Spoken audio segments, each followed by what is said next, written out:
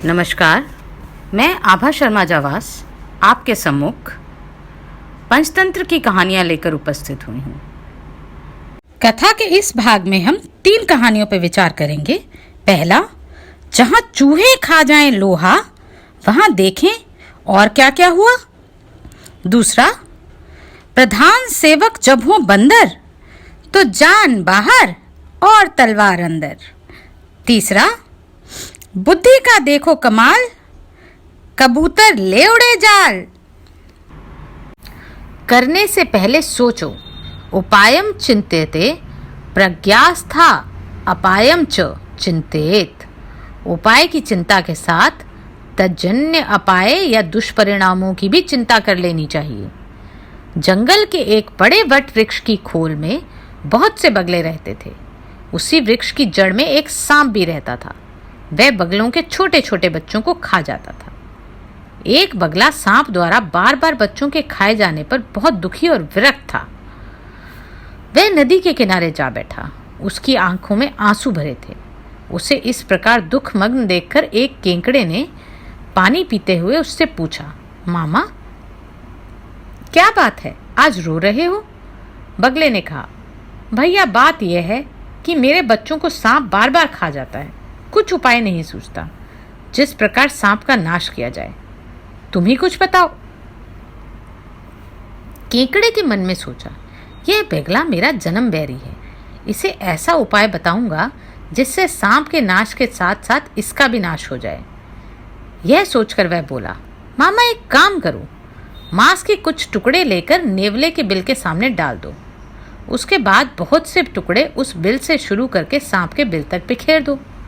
नेवला इन टुकड़ों को खाता खाता सांप के बिल तक आ जाएगा और वहां सांप को देखकर उसे मार डालेगा। बगले ने ऐसा ही किया।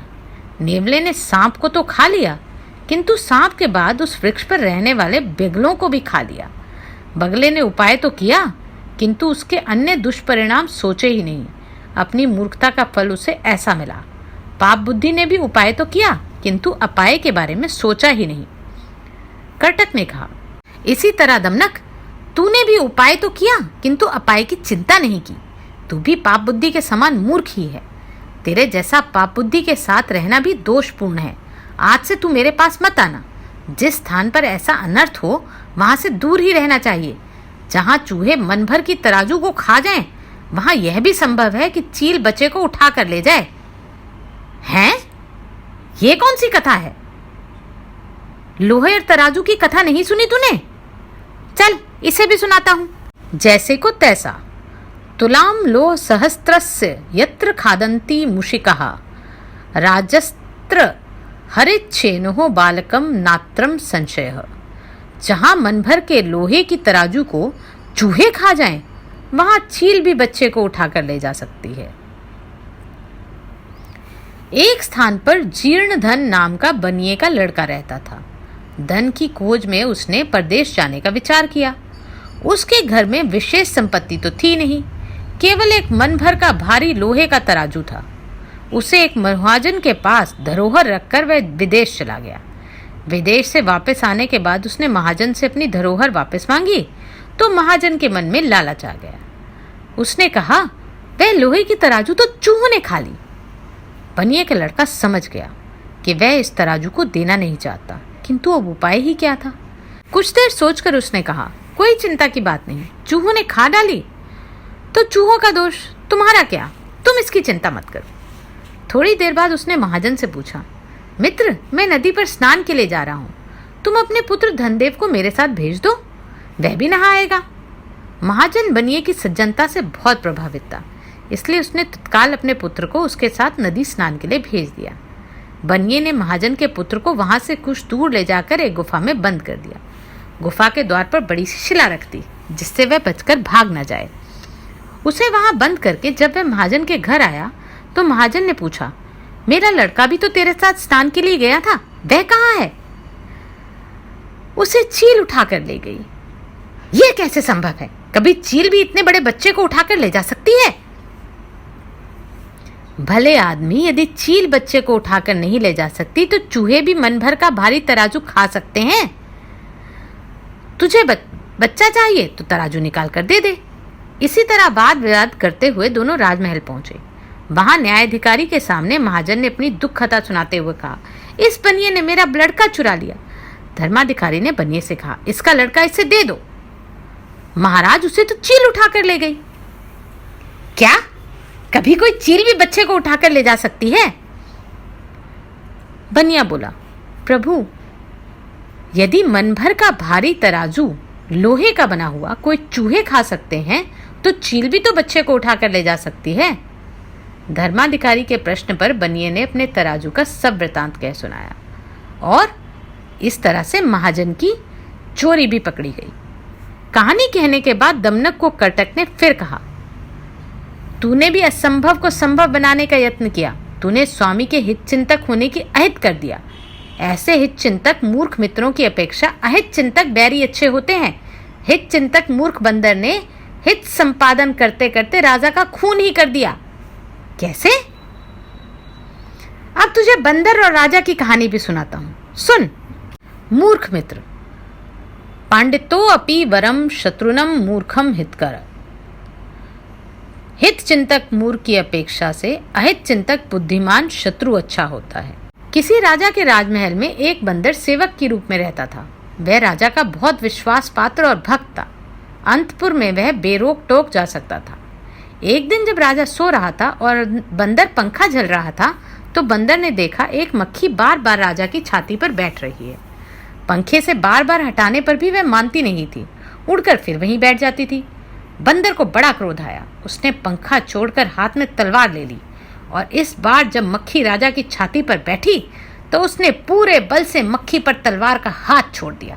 मक्खी तो उड़ गई किंतु राजा की छाती तलवार की चोट से 2 टुकड़े हो गई और राजा वहीं मर गया। कथा सुनने पर कर्टक ने कहा, इसलिए मैं मूर्ख मित्र की अपेक्षा विद्वान शत्रु को ही अच्छा समझता हूँ। इधर दमनक कर्टक बातचीत कर रहे थे, उधर शेर और बैल का संग्राम चल रहा था। शेर ने थोड़ी देर बाद बैल को इतना घायल कर दिया कि वह जमीन पर गिरकर मर गया। मित्र हत्या के बाद पिंगलक को बड़ा पश्चाताप हुआ, किंतु दमनक ने आकर पिंगलक को फिर राजनीति का उपदेश दिया। पिंगलक ने दमनक को फिर अपना प्रधानमंत्री बना लिया। दमनक की इच्छा पूरी हुई। पिंगलक दमनक की सहायता से राजकार्य करने लगा। अब पंचतंत्र की दूसरे तंत्र मित्र संप्राप्ति की कथाएं हम आरंभ करने जा रहे हैं। दक्षिण देश के एक प्रांत में महिलारोप्य नाम का एक नगर था। वहां एक विशाल वट वृक्ष की शाखाओं पर लघुपतनक नाम का कौवा रहता था। एक दिन वह अपने आहार की चिंता में शहर की ओर चला ही था कि उसने देखा एक काले रंग का, फटे पांव और बिखरे बालों वाला यमदूत की तरह भयंकर व्याध उधर ही चला रहा है। कौवे को वृक्ष पर रहने वाले अन्य पक्षियों की भी चिंता थी। उन्हें व्याध के चंगुल से बचाने के लिए वह पीछे लौट आया और वहां सब पक्षियों को सावधान कर दिया। जब यह व्याध वृक्ष के पास भूमि पर अनाज के दाने बिखेर रहा था तब कोई भी पक्षी उन्हें चुगने के लालच से वहां ना जाए, ऐसा सबने निश्चय किया। उन दोनों को कालकूट की तरह जहरीला समझे, ऐसा उन सब ने विचार किया। कौवा अभी ये कह ही रहा था कि व्याध ने वट वृक्ष के नीचे आकर दाने बिखेर दिए और स्वयं दूर जाकर झाड़ी के पीछे छिप गया। पक्षियों ने भी लघुपतनक का उपदेश मानकर दाने नहीं चुगे। वे उन दानों को हलाहल विष की तरह मानते रहे। किंतु इस बीच में व्याध के सौरभ से कबूतरों का एक दल परदेश से उड़ता हुआ वहां पहुंचा। उसका मुखिया चित्रग्रीव नाम का कबूतर था। लघुपतनक के बहुत समझाने पर भी वह भूमि पर बिखरे हुए उन दानों को चुगने के लालच से स्वयं को ना रोक सका। परिणाम यह हुआ कि वह अपने परिवार के समेत जाल में फंस गया। लोभ का यही परिणाम होता है। लोभ से विवेक शक्ति नष्ट हो जाती है। स्वर्ण में हिरण के लोभ से श्री राम ने भी यह ना सोचा कि कोई ऐसा हिरण भी होता है। जाल में फंसने के बाद चित्रग्रीव ने अपने साथी कबूतरों को समझा दिया कि वे अब अधिक फड़फड़ाने या उड़ने की कोशिश ना करें, नहीं तो व्याध उन्हें मार देगा। इसलिए वह सब अधमरे से हुए जाल में पड़े रहे। व्याध ने भी उन्हें शांत देखकर मारा नहीं। जाल समेटकर वह आगे चल पड़ा। चित्रग्रीव ने जब देखा कि अब व्याध निश्चिंत हो गया है और उसका ध्यान दूसरी ओर था, तभी उसने अपने साथियों को जाल समेत उड़ जाने का संकेत दिया। संकेत पाते ही सब कबूतर जाल लेकर उड़ गए। व्याध को बहुत दुख हुआ। पक्षियों के साथ उसका जाल भी हाथ से चला गया। लघुपतनक भी उन उड़ते हुए कबूतरों के साथ उड़ने लगा। चित्रग्रीव ने जब देखा कि अब व्याध का डर नहीं है तो उसने अपने साथियों को कहा, व्याध तो लौट गया, अब चिंता की कोई बात नहीं, लेकिन हम महिला रोपे शहर के पूर्वोत्तर भाग की ओर चलें। वहां मेरा घनिष्ठ मित्र हिरण्यक नाम का चूहा रहता है। उससे हम अपने जाल को कटवा लेंगे, तभी हम आकाश में स्वच्छंद घूम सकेंगे। वह हिरण्यक नाम का चूहा अपने 100 बिलों वाले दुर्ग में रहता था, इसलिए उसे डर नहीं लगता था। चित्रग्रीव ने उसके द्वार पर पहुंचकर आवाज लगाई, मित्र हिरण्यक, शीघ्र आओ, मुझ पर विपत्ति का पहाड़ टूट पड़ा है। उसकी आवाज सुनकर हिरण्यक ने अपने बिल में छिपे छिपे प्रश्न किया, तुम कौन हो, कहां से आए हो, क्या प्रयोजन है? मैं चित्रग्रीव नाम का कपोतराज हूं, तुम्हारा मित्र। तुम जल्दी बाहर आओ, मुझे तुमसे विशेष काम है। यह सुनकर हिरण्यक चूहा अपने बिल से बाहर आया। वहां अपने परम मित्र चित्रग्रीव को देखकर वह बड़ा प्रसन्न हुआ, किंतु चित्रग्रीव को अपने साथियों समेत जाल में फंसा देखकर वह चिंतित भी हो गया। उसने पूछा, मित्र यह क्या हो गया? चित्रग्रीव ने कहा, जीभ के लालच से हम जाल में फंस गए, तुम हमें जाल से मुक्त कर दो। हिरण्यक जब चित्रग्रीव के जाल का धागा काटने लगा तब उसने कहा, पहले मेरे साथियों के बंधन काट दो, बाद में मुझे काटना। हिरण्यक, तुम सबके सरदार हो, पहले अपने बंधन कटवा लो, साथियों के पीछे कटवाना। नहीं मित्र, वे मेरे आश्रित हैं, अपने घर बार को छोड़कर मेरे साथ आए हैं। मेरा धर्म बनता है कि पहले इनकी सुख सुविधा की दृष्टि में रखूं। अपने अनुचरों में किया हुआ विश्वास बड़े बड़े संकट से रक्षा करता है। हिरण्यक चित्रग्रीव की यह बात सुनकर बहुत प्रसन्न हुआ। उसने सबके बंधन काटकर चित्रग्रीव से कहा, मित्र अब अपने घर जाओ, विपत्ति के समय फिर मुझे याद करना। उन्हें भेजकर हिरण्यक चूहा अपने बिल में घुस गया। चित्रग्रीव भी परिवार सहित अपने घर चला गया।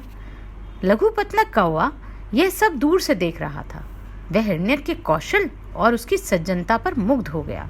उसने मन ही मन सोचा, यद्यपि मेरा स्वभाव है कि मैं किसी का विश्वास नहीं करता, किसी को अपना हितैषी नहीं मानता, तथापि इस चूहे के गुणों से प्रभावित होकर मैं इसे अपना मित्र बनाना चाहता हूँ। यह सोचकर वह हिरण्यक के बिल के दरवाजे पर जाकर चित्रग्रीव के समान ही आवाज बनाकर हिरण्यक को पुकारने लगा। उसकी आवाज सुनकर हिरण्यक ने सोचा, यह कौन सा कबूतर है, क्या इसके बंधन कटने शेष रह गए? हिरण्यक ने पूछा, तुम कौन हो? लघुपतनक, मैं लघुपतनक नाम का कौवा हूं।